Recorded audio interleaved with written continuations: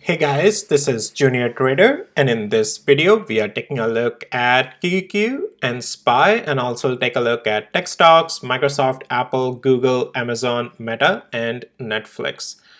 So let's go over the price action of the market. All in all, we can see that market has been breaking to all-time highs. Are we going to continue staying at these all-time highs, or maybe make all again all-time highs? So we'll talk about all of that in this video, guys. Once I let you know that none of this is any financial advice and is only for education purposes. Also, if you are interested to follow along in the journey of my dividend portfolio building that I have been doing, check this new channel out, Junior Trader Dividend Investing channel. You can find the link in the description, and or just search for this channel on YouTube, and yeah, just subscribe and go through the videos, and every moves that I'm making, I'm sharing all of that here in the videos. And on day-to-day basis, as I'm making the moves, I just did a portfolio update here as well. So again, check this out if you're interested. All right, so let's go back here and let's start off with tech stocks, because QQQ and SPY are derivatives of these big cap stocks, and so then it makes more sense to talk about them later, right? The QQQ and SPY. So as for Microsoft, starting off with this, what we are seeing is that we have been in an uptrend, higher highs, higher lows. We have still the pivots on this uptrend. The structure pretty much changed since the time I started talking about that, guys. We have gotten above this level of 397. That was the time that structure has started to change. Take partial profits out in these areas, guys, okay? And again, you can try reloading in the pullbacks as long as we are in the uptrend. So that's what brings me to what is the structure, and until where can the structure stay bullish. So note that this was the previous distribution phase, right? This area. We are right over there in the distribution phase. However, we are still bullish, guys. This is just a pivot right now, the level of 418 on Microsoft. As long as we are above that, structure is still bullish. If we start to lose 418, I would start expecting some structure weakness come down to 410. Microsoft, be careful with this though, since it is above 50 and 20 days moving average, those might be just intraday cool-offs or a day or two of cool-offs. This won't change the structure to the bearishness. If Microsoft loses 410, then things will start to look weaker again on the swing side. But yes, so intraday may turn into swing, but well, only if we start to lose 418. A weakness may start to come in, but until that is not happening, we are still in the bullish territory on the swing side. On intraday, you can trade both sides on intraday, and my indicators helps in that already. If you need access to my indicators, links on the description below. Now for intraday, one more thing to note here with Microsoft, guys, just because we have a lower high, right? You have a pivot line here already to follow. All right. Now, if we get above, well, $420 range, we might start to recapture structure back again to the upside through choppiness and may start to go higher up again. But if we reject 420 and this trend line, so you can see on intraday, we are downtrending. So if we continue to follow this structure on intraday, rebounds on this are a candidate to be shorted or to play to the downside. And then you are seeing this level of 418. I'm seeing a lot of wicks here, guys. So potentially this case may happen that we may go up and reject at 420, come back down, but try to form a double bottom here at 418, and eventually. Again, we have to see the price action. I'm just providing a one potential use case that may happen here just because I'm seeing this wicks over here. But I also know that market all in all was bought back up, so it has to do with that as well. So but we'll talk about that in just a second. But that's your Microsoft, guys. All right. Let's take a look at Apple. So Apple has been trending up and up after gapping up and holding this 200 days moving average. So well, if any look pull well after these extensions, pullbacks can come. Remember though, it's going to be in an uptrend. There is a potential of pullback all the way down to 187 and 50 cents if that comes. If we lose that as well, then that cool off may come until 20 days moving average, but that will keep it bullish still. So this pullback may result into this thing stabilizing still again around 184. Until then, intraday cool offs may come on Apple. Otherwise, guys, yeah, this is in full on in an uptrend. Let's take a look at hourly interval as well on this thing. Yeah, that's what I thought. So quite bullish still. But yeah, since it's slowing down a little bit over here, if it loses 50 hours moving average, intraday cool offs may be played to the downside. But wait for the 50 hours moving average to lose its grip over there. And let me actually check real quick here something. And just for this purpose, let me do the intraday depth level medium. Yep, that's fine. Let me do high. I'm just trying to see. Yeah, here we go. Watch this level here, guys, the level of 189 and 16 cents. This range, if we lose the range of 189, let me actually draw this box. Here we go. This box, this is for intraday. If we lose this box, you can expect some cool off, as I was talking about, down to the level of 187, but that would be the cool off, because we are still technically in a bullish structure. We have gotten out of a major resistance level of 186 and 60 cents. So that's the zone to watch as a potential support as if acts, and we'll have to see the price action there if it starts to hold support. And if it stays above 50, 20 hours moving average, 189 and 98 cents, and starts to go higher, this thing can make its way to the next level of 191 almost. All right, that's your Apple. Let's take a look at Google. Google has been just defying the gravity, guys. This thing is in a full-on uptrend. This is a new all-time high on this already. Let's see. Let me go in the past. Yep, we are at all-time highs, guys. Yeah, it's again like if it loses the level of 174 and 69 cents, some cool offs are like pullbacks. Okay, they can give you intraday short plays, nothing more than that. Don't treat them as swing. Because on swing, guys, the structure is still bullish.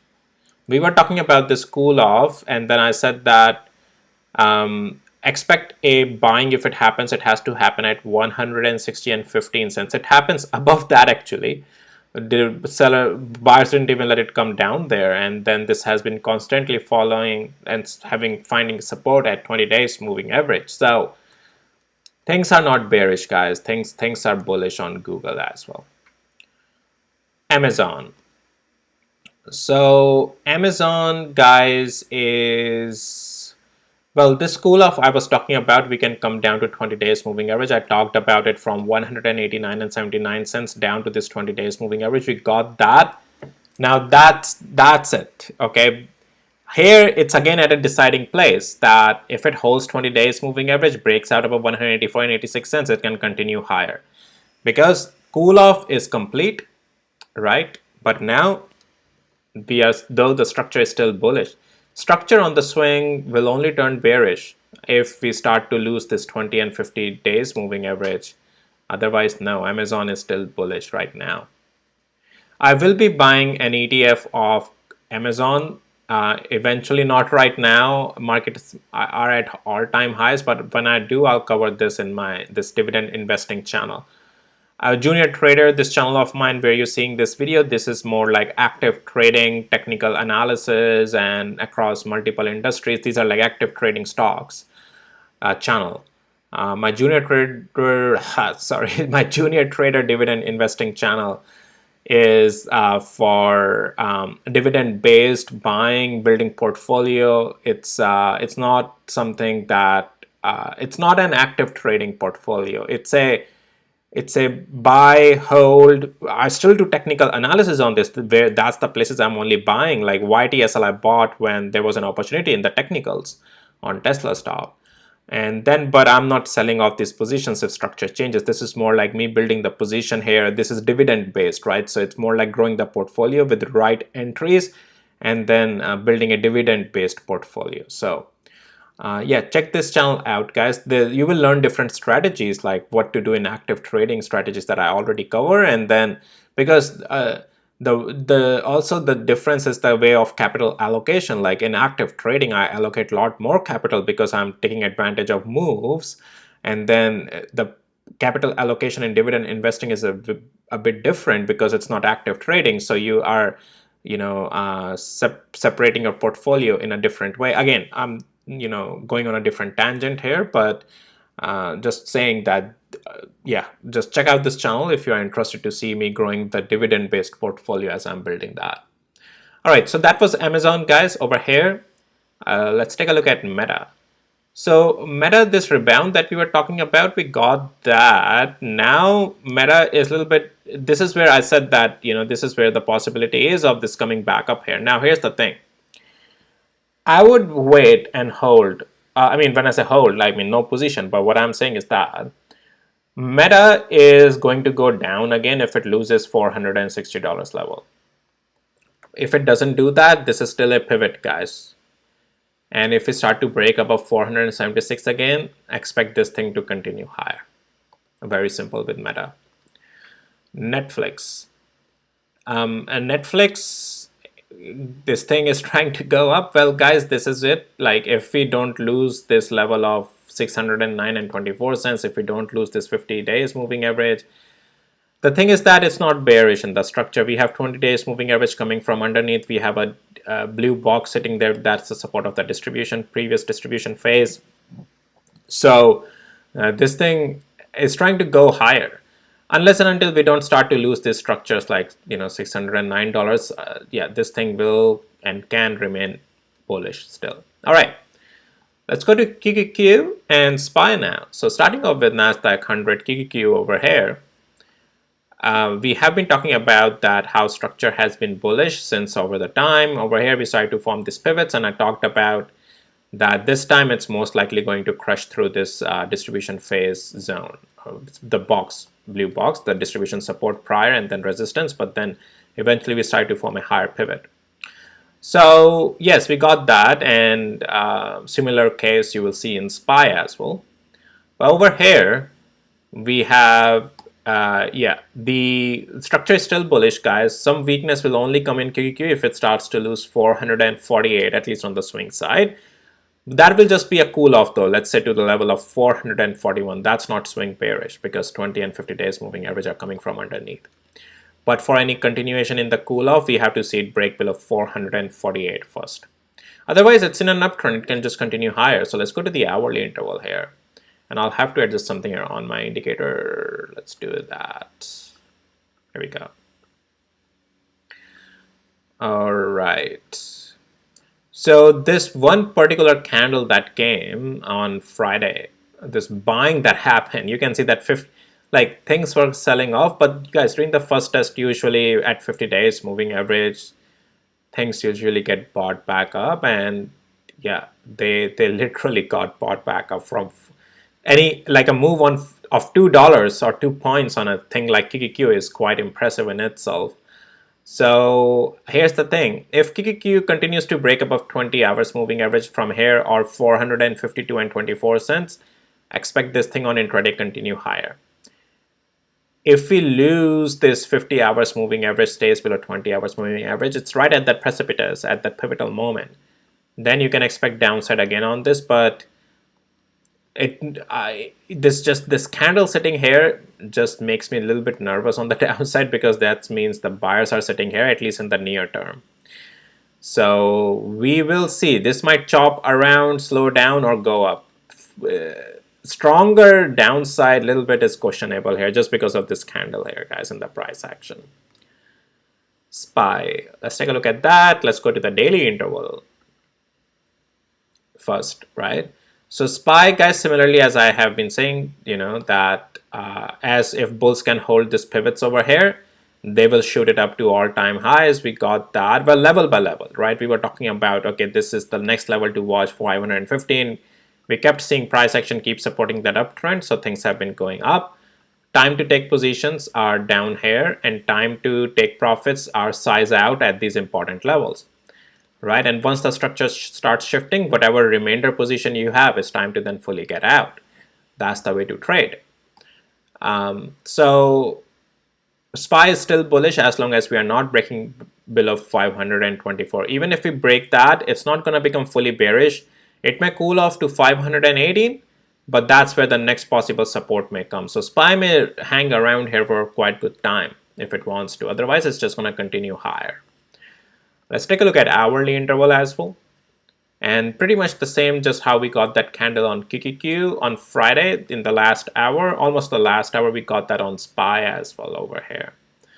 So SPY technically is still holding a bullish structure. If we get above 530, this can continue higher.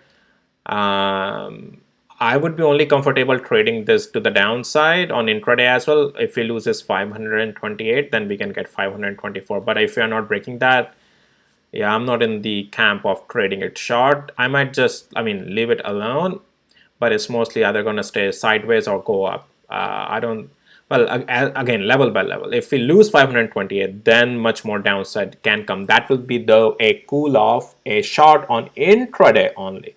On swing, the structure is still very bullish. Just remember that. Intraday may turn into swing. You can accordingly build a position, size in, size out at the levels. If the structure changes, right? So again, that's all what you have to do. It's up to you. I'm just providing the structure, the strength, the opinion in the price action and the structure, and all under educational context. Nothing is financial advice. Guys, well, that's it for this video. If you found it helpful, valuable, please hit the like and subscribe. And with that, also, yeah, don't forget to check out my other channel. And if you need access to my tools, links are in the description below. All the tools that you see on my videos. I have 2 indicators, 2 trading bots, and Wall Street alerts. Links you will find in the description below of this video. All right, with that, I'll see you in my next videos, guys. Take care. Bye.